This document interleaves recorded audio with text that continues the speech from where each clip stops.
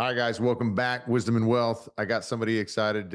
I'm excited to have on right now, Nate Garner, and this is actually a former teammate of mine, and with the Miami Dolphins. And we've stayed connected over the years, and I've just been able to see him grow in the coaching world, and actually just got announced as the newest head coach of North Greenville University. Let's go! Yeah, And man. I'm pretty excited. So, really cool story behind that, and we'll get into that later. But I'm super excited to have an awesome friend on, Nate Garner. And I'm pumped up to be here. I really appreciate it, man. Looking forward to it. Heck yeah, brother. Well, let's do this. I want to jump in right away and uh, show you the purpose of the podcast. But I want to hear a little bit of your background, and then we can get into some meat of like practically some behaviors that you walk through to get to this point, and some things that have really paid off for you. But if you wouldn't mind, just for our people, like just give a little bit of background, Arkansas, where you at with your family, and up to this point. All right, man. That's a long story to go for from all the way from Arkansas. But Okay. yeah, I mean, I'll cut it down give me short. the Don't worry. grow up. Give me the 5 minute version if you don't mind. 5 minute version, man. All right. I'm just a small town boy from Arkansas. Grew up in a single wide trailer next to my dad's church, and fortunate enough to have an opportunity to go play college ball at the University of Arkansas. Only ended up starting 1 year there, man. So had a great opportunity that year, took advantage of it, and got a chance to go get drafted. Got drafted to the Jets. Got cut after my first training camp. Dolphins ended up claiming me, and spent 7 years down there where I got to meet you and a bunch of my teammates that I've been able to spend some time with, and hopefully one or two of them are going to be joining me here on staff soon. Oh, But come yeah, on. so now I'm here in South Carolina. Just got the job here a little bit over 3 weeks ago. 3 weeks and a couple of days.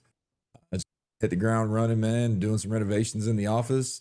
Recruiting, went straight to official visits 2 days after I got the job. And my wife and kids are here. I got my beautiful wife, Tiffany, and 3 boys, 9, 7, and 5, wild maniacs at the house, Love raising them around a football team, and it's just it's an awesome environment for those boys. Heck yeah, that's awesome, man. Well, what some of you guys might not know, Nate, we all got people in our lives that have helped us at some point, right? And some have been good, some fell off.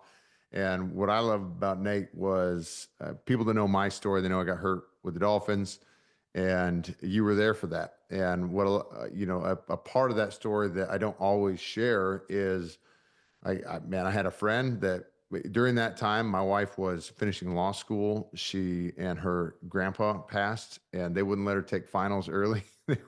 I guess they were afraid of her cheating, right?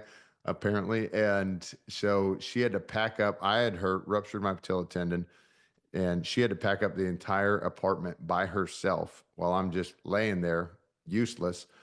And so she ended up flying out after she got all that done, plus her finals.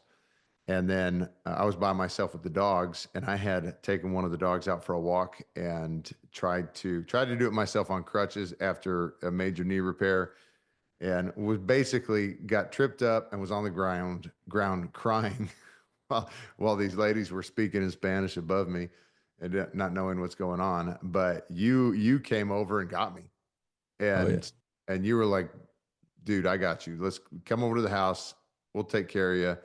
And I'm like, that was just something that you never forgot about, right? And I had you and a couple other guys that helped pack up the truck to take me back to Dallas, and it was just a really cool time. But and then has Will allowed us to share the story of NGU, of this entrance right now? I've been saying it to anyone that would listen to me, man. It's been Okay. awesome, at least from my perspective. I don't even know what your perspective is on it yet. So I don't know the whole okay. backstory for you. Let's you. Well, okay. I guess I'll go, and then I want you to share your side of the story. But what was really neat was, yeah, we've been. It's not like we've kept in contact all the time, right? We've been intermittently over the years, and it's just been a good relationship, just good brotherhood, and that's it.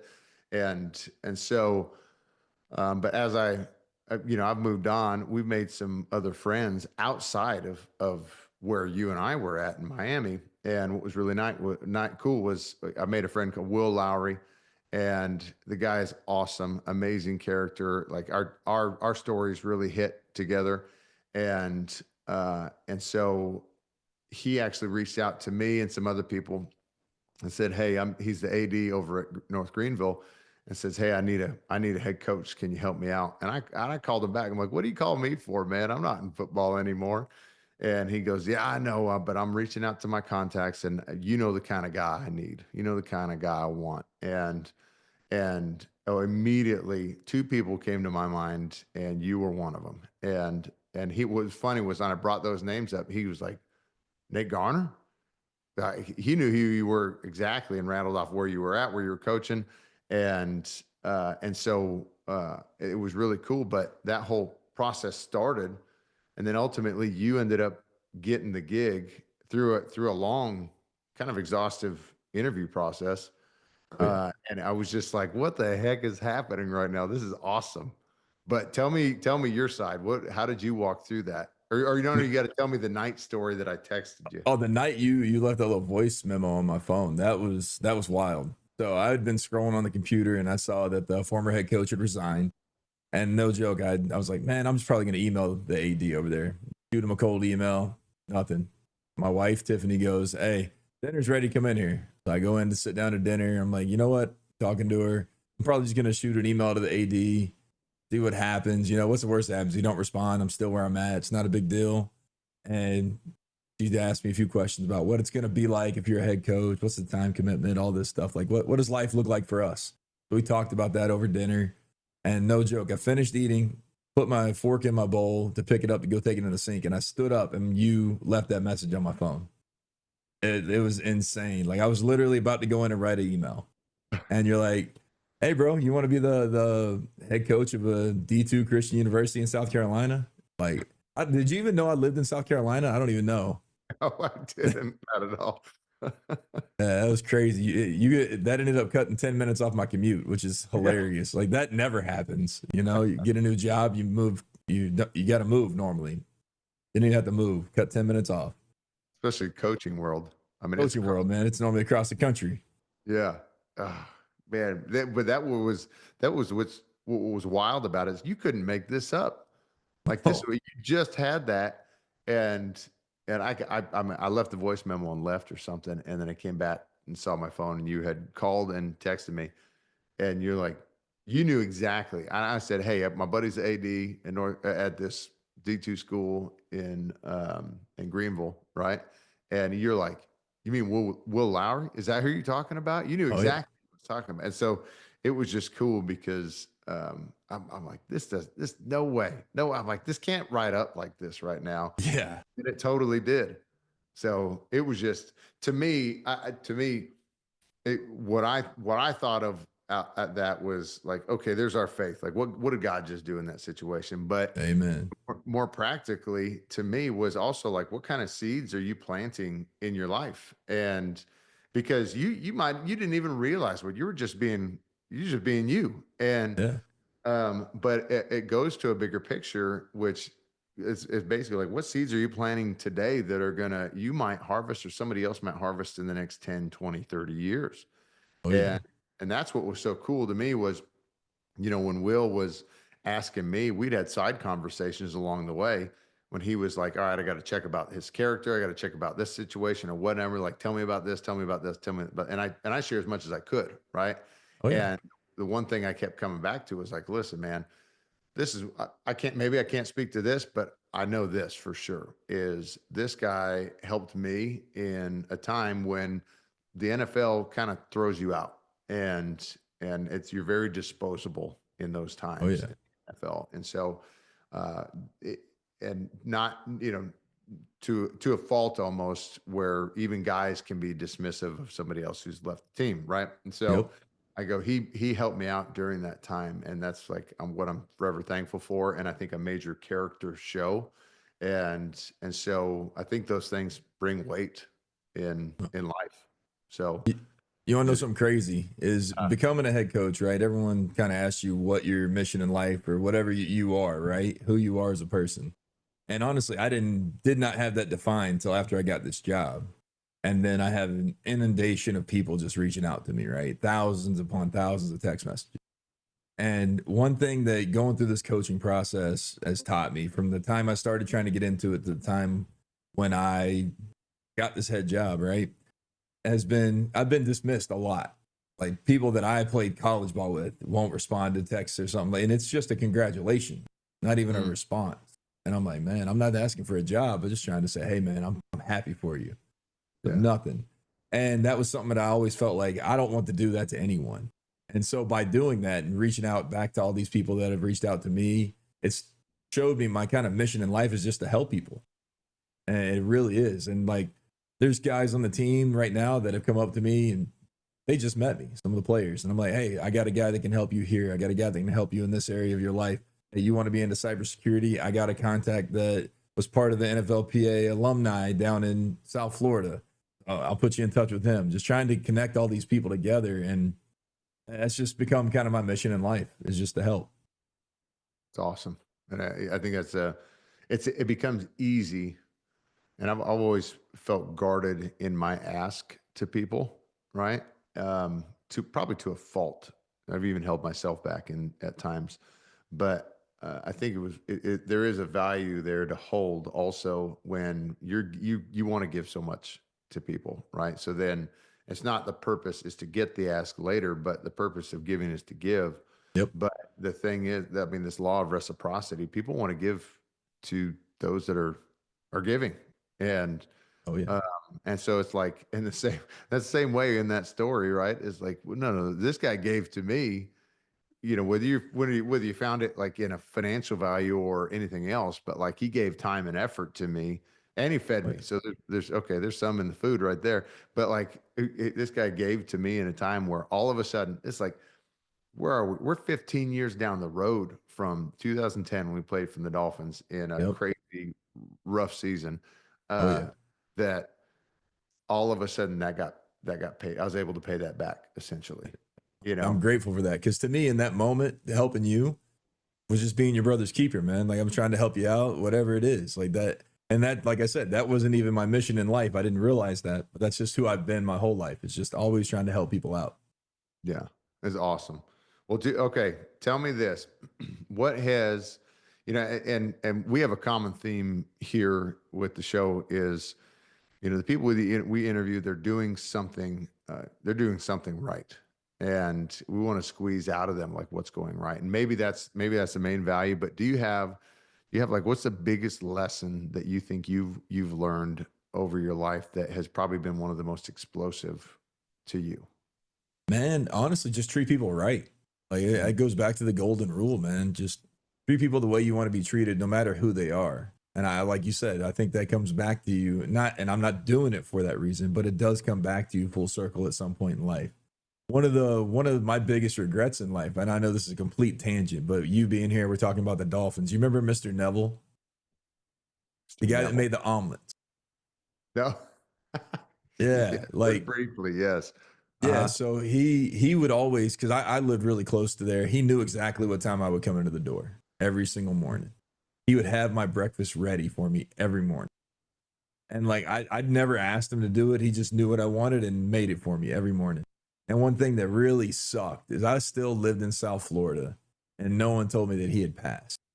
Oh, That that hurt. So I don't even know how I just went on that tangent, but that's just something that I have a big regret of not being able to pay something back to him in that way because he did something for me that I never even asked for, but just it meant a lot to me. You know what I mean?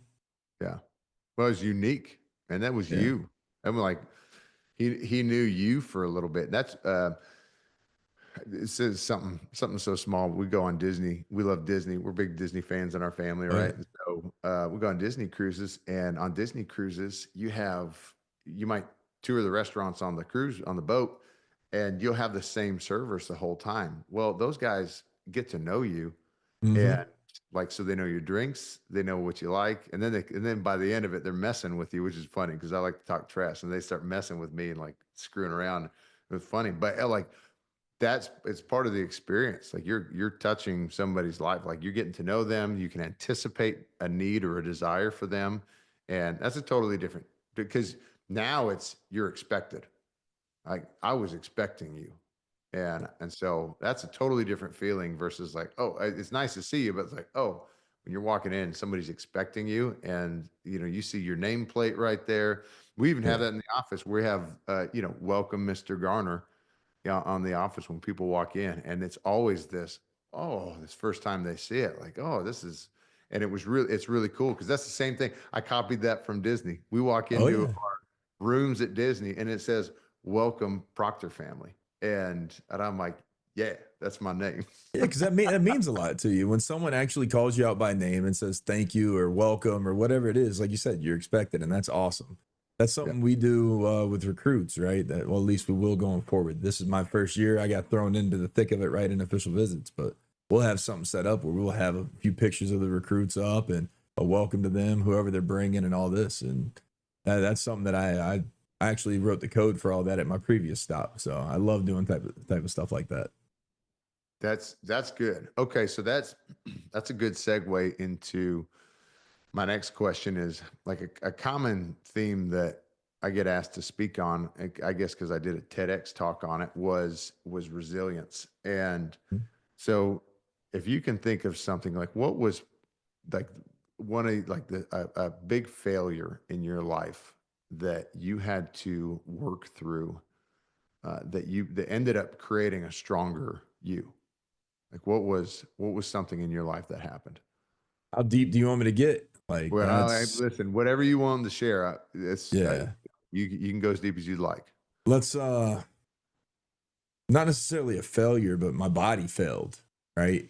So that's kind of been the trend of perseverance and resilience in my life has been all the injuries I've sustained and come back from and fought through. Like my senior year in high school, I only played one play. I don't even know if you knew that or not. I played Oh, one snap my whole senior year and broke my foot first play of this season, missed the whole year. First day I'm walking is the day after we lose in the semifinals of the state championship. So I'm like, man, I don't even know if they're going to honor my scholarship. I only had one offer out of high school. Thankfully, it was to Arkansas, but I only had one offer. And I go up there my first year, I blow my shoulder out. First year at Arkansas. So I'm injured, 9-month recovery, fighting through that, pushing through. Then the next 3 years after that, I don't get to touch the field. I'm fighting through, grinding, just trying to work hard. My 5th year, I finally get the opportunity to start and push through that and took advantage of that opportunity, right? And went out and balled out, like I said, and had a chance to get drafted. Then I got cut again my second year, right? My first year. Then the second year, the 2009, I actually got cut again. I didn't talk about that much, but I got cut there. Ended up coming back, played a bunch of positions. That was the year that kind of set my career off, where I played center, guard, tackle, and played 4 positions in one game. One game, yeah. Yeah, that was wild. And then the next year, I got hurt again. And that was the end of my contract. So thankfully, what I'd done the year before carried enough weight for them to give me another contract. So then I got hurt in 2013. I blew my shoulder out again. I ended up just going and getting it cleaned out and ended up playing. So I played the Hall of Fame game that year in 13. Got hurt the next day and then played the 5th preseason game and made it through that whole season. And then what ended my career, horrible head injury, right? Ended up spending 3 years recovering from that, man, where I was not a functional human being. Man. It was bad. I was getting 20 to 30 migraines a month. Like it was, yeah, I contemplated suicide multiple times during that. It was very, very dark time in my life, but God got me through that. Having a family got me through that, really. Like my kids, I can't leave my kids behind is what I'd always say. When that thought would pop in my head, I would think about it and like, man, I can't leave my wife and my kids behind. I can't do that. So I pushed through, got to 2017, and that was when I got into coaching. And the irony of that is the guy's name, the whole way I meet this guy. So the year I got cut from the Jets, the Dolphins claimed me. They put me on a flight. I meet this couple named Barb and Ken. Not even kidding. From Miami, Barbie and Ken. You can't make it up, right? Make that up. No. I end up sitting next to them on the flight down to Fort Lauderdale. They give me their cards. We have great conversation, all this. So, hey, if you need anything, let me know. So I end up letting them know, hey, do you have a realtor? So they hooked me up with a realtor. She found me a house. House wasn't going to be ready for like 5 weeks. I'm like, it's the only place I can live. Works out for what we're trying to get done. So they say, hey, why don't you just come live with us until your house is ready? These people I met on the plane, bro, not a week earlier. So I ended up living with them for 5 weeks. Fast forward to 2017 when my migraines are finally subsiding down. I'm down to like 5 or 6 a month, like manageable. I'm over at their house. We're just hanging out. And this dude named Davis Lowry, spelled differently than Will, is there. And he had just taken over as head coach of Royal Palm Beach High School. And he's like, hey, bro, I know you played O-line. I need some help with my O-line coaches, teaching them what to do and everything. Why don't you come out and help me get your foot in the door coaching? Like, sure, why not? So I'll do what I can. I had a newborn at the time. So I went up there, I think I only spent like 6 weeks with them. Not a whole lot of time, but just enough time to get the bug for coaching, right? Yeah. So I did that. And now fast forward to now, Will Lowry hires me. My first hire is Davis Lowry, the guy that was sitting at Barb Ken's house. All because I got cut back in 2008. That's crazy. That's awesome. Wild, bro. Yeah, man. So what would you tell us? I mean, because when I hear that, man, I sit here and I'm like, shoot, how many stories have you heard? You're like, man, I got hurt too many times. I quit, whatever the case. And I'm not down on anybody that stopped and pivoted to something else. But I mean, for as much injury as you've been through, I mean, that's plenty to say stop. Oh, yeah. Right? I mean, that's plenty.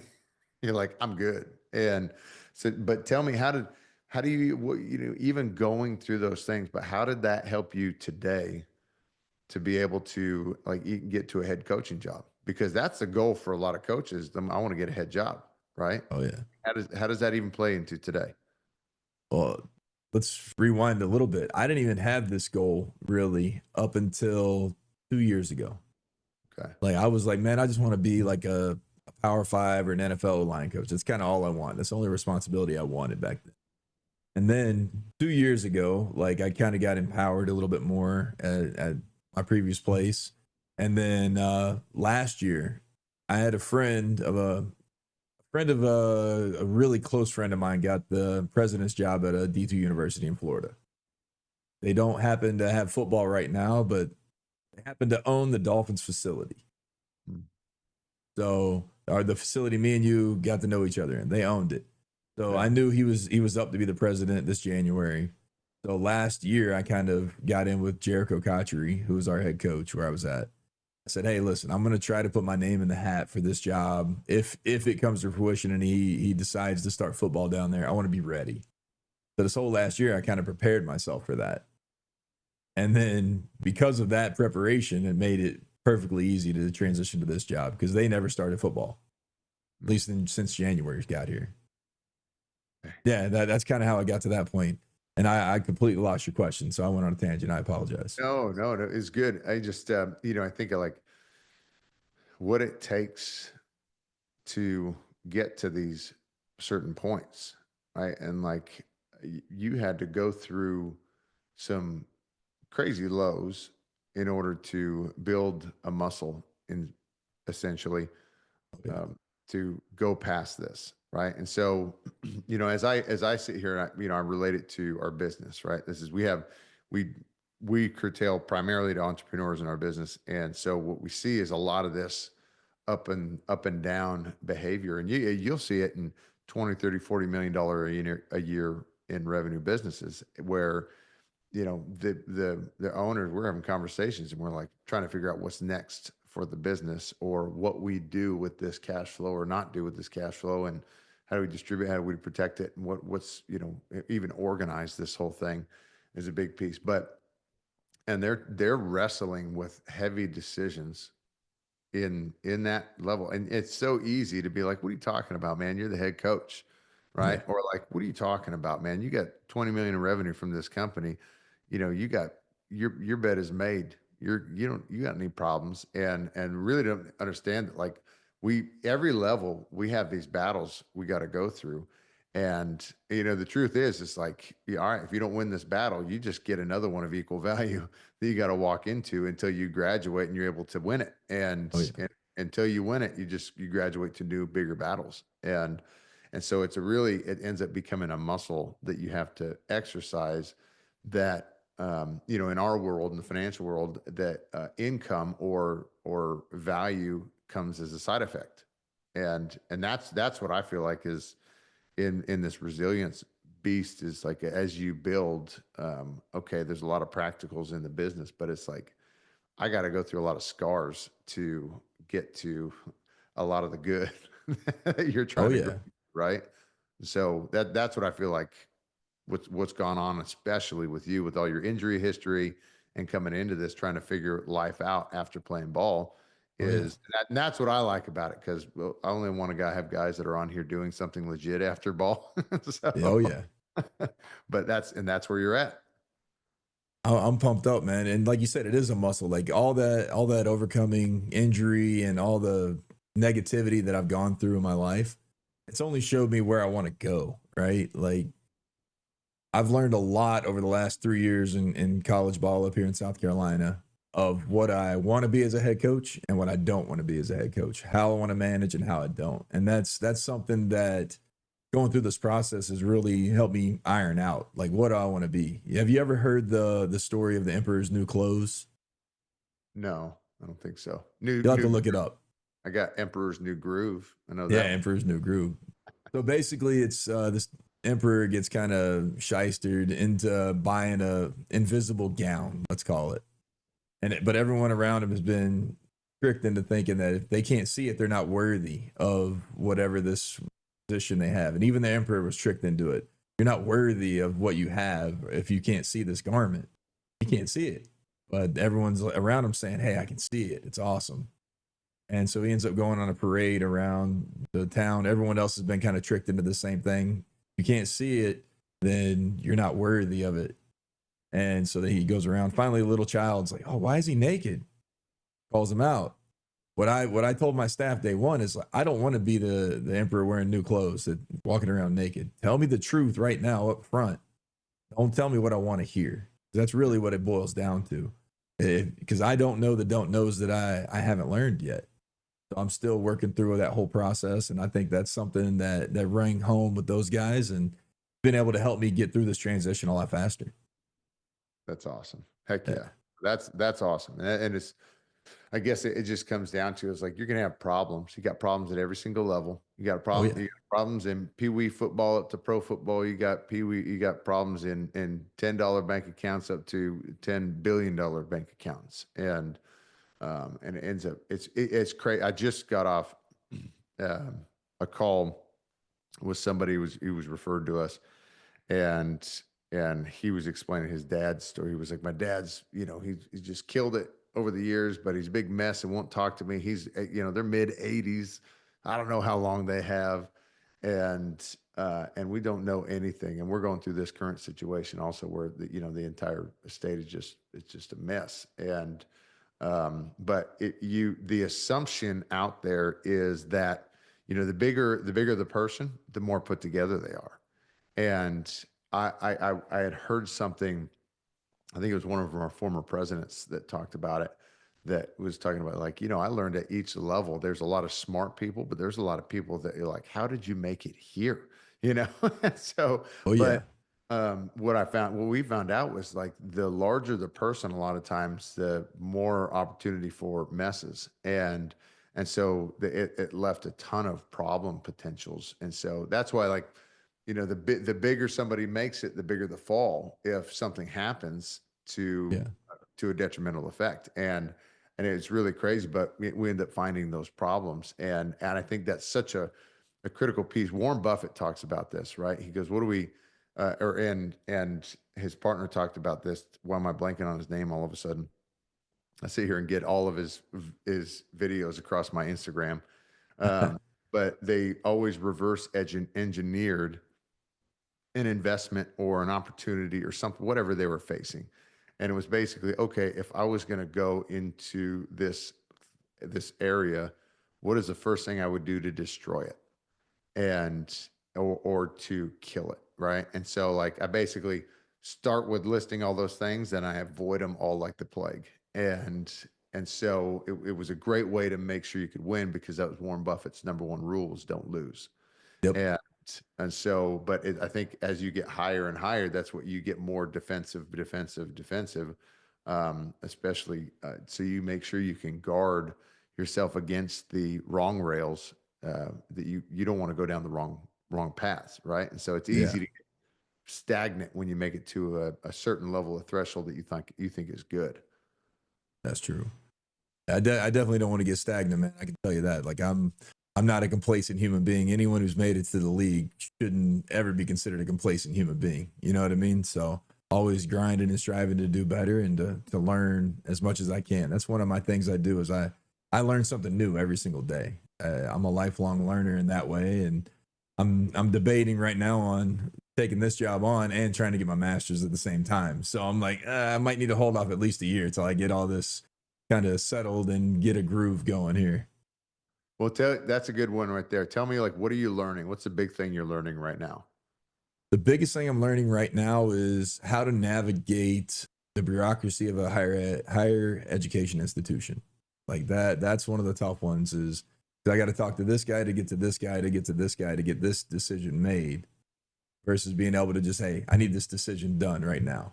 So that's the biggest thing I'm learning right now is just navigating that higher ed structure and just implementing myself into that.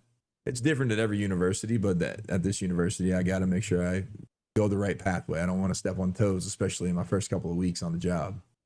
Yeah. Yeah, that's important. I mean, you're like me. I just go to the person I want to talk to, and it's. I remember one of the first times I got reprimanded for that. I'm like, you don't talk. You talk to me, not them. I'm like, what's wrong? Are you offended at me? What's wrong? What are you talking? It was Exactly. settled down. Like, hey, I was just trying to get to the source of the issue, like get to that point. But yeah, that's been the difficult part right now because I'm just trying to get access to all the information too, and learning how to manage the scholarship budget and the budgets and all that stuff as well. Thankfully, I'm going to give the former head coach here a great thumbs up on this. He left me in a great financial situation. Like I'm not scrambling to go out and fundraise a ton of money to make up for any deficits. He left me in a great situation there. Now I'm fundraising to make improvements, which is awesome. That's awesome. Heck yeah. That's one of the fun parts too. I'm getting my feet wet on fundraising now and enjoying that as well. Not like Ohio State that's got 30 million in the deficit right now in the red. Okay. I don't know how they're doing that, man. After winning the title. That's wild. Oh my Yeah, God. no, we're not like that. We're good. I'm a little on the positive side. That's awesome. Oh yeah. Dude, this is great. Well, tell me this. Tell me what's something that is pressing on you that you want to that is a big message sharing that you'd want to share with people. And this could be players, it could be somebody that was back, younger you 20 years ago. Like what's a message that's on you that you feel like has been a resonating deal lately that you would tell somebody? Man, that goes all the way back to you remember 6 a.m. workouts. It really started like 5:30 back in college. Those early workouts. On my mirror that I had in my dorm room, I had this scripture written. It was Proverbs 24:10. If thou faint in the day of adversity, thy strength is small. And that's something that has kind of resounded with me throughout my life. Anytime you hit adversity, like just push through, figure out a way to overcome it, keep fighting, scrapping, clawing through all that and pushing through. Faint in the day of adversity. Thy strength is small. Thy strength I'm a is King James small. Version guy. Sorry. Oh man, that's a good one because Oh yeah. I'll tell you before we close it out. I was just telling a guy this morning. I'm very convicted in where I'm at. I know where I can tell you I don't know, but I'm also convicted in what I do know and or my beliefs Mm-hmm. and being like that, I kind of think of it like a magnet. You attract the right people, but you also repel the wrong people. And so, being as exposed as we are on social media and in this world, you get plenty of hate, right? You get plenty of shade thrown your way. And it was something I was sharing with him. I was like, man, I'm convicted in where I'm at, and I've lost relationships along the way because of that. And I'll tell you what, but I've had the few relationships that have lasted have gotten that much deeper because of it. And because I would, if guys hitting on some chick at the bar and I know he's married, I'm going to go, and he's a buddy of mine, I'm going to grab him and tell him not, and I'm going to punch him coming out of the bar or something. Right. And so, and why is that? Because I want that in my life. And you said something earlier about your kids, and because I've felt that before, that same kind of low, right? Oh yeah. And I shared this with some with a high school football team. They actually the other day was it was this basically this vision. Cast the vision in your life. What the heck do you want to be, and what do you not want to be? And I remember this when I was coming out of the NFL. I hadn't finished my degree, and my wife and I were married. We're trying to figure out the next steps, and I remember, okay, finish your degree was part of it. Well, I didn't want to be honest. Like the first impulse that came into my head was like, I don't want to do that. I guess nobody wants to do schoolwork, right? And especially Mhm. if I don't have to. I had some money in the bank, and I'm like, I didn't need to. And Oh yeah. first thought directly past that was, what would my kids think of me if I didn't? And we didn't even have kids yet, right? But my first thought was like, I want my kids to be finishers. And what would they think of their dad if I told them that it would be important for them to finish whatever they started and they knew that I didn't finish what I started? And I guess that the shortened version of that, I was so afraid of being called or labeled a coward that I was willing to go like rake my face through coals to get done what I needed to get done. And so like, man, that proverb hits me Oh yeah. because I mean, I remember those winter conditioning, those summer conditioning, those hard times where like legitimately guys fainted out. Oh And yeah. and what was the first thing you did when you're like breathing like insane through your own lungs? You're like weak. And you're like, 100%. I ain't that guy. Mm-hmm. And it's just, and you snap into it real fast, and it's just a conditioning that we have to have to be able to get it done. And so, man, I appreciate that. Thank you. Oh You're yeah. preaching to me right now.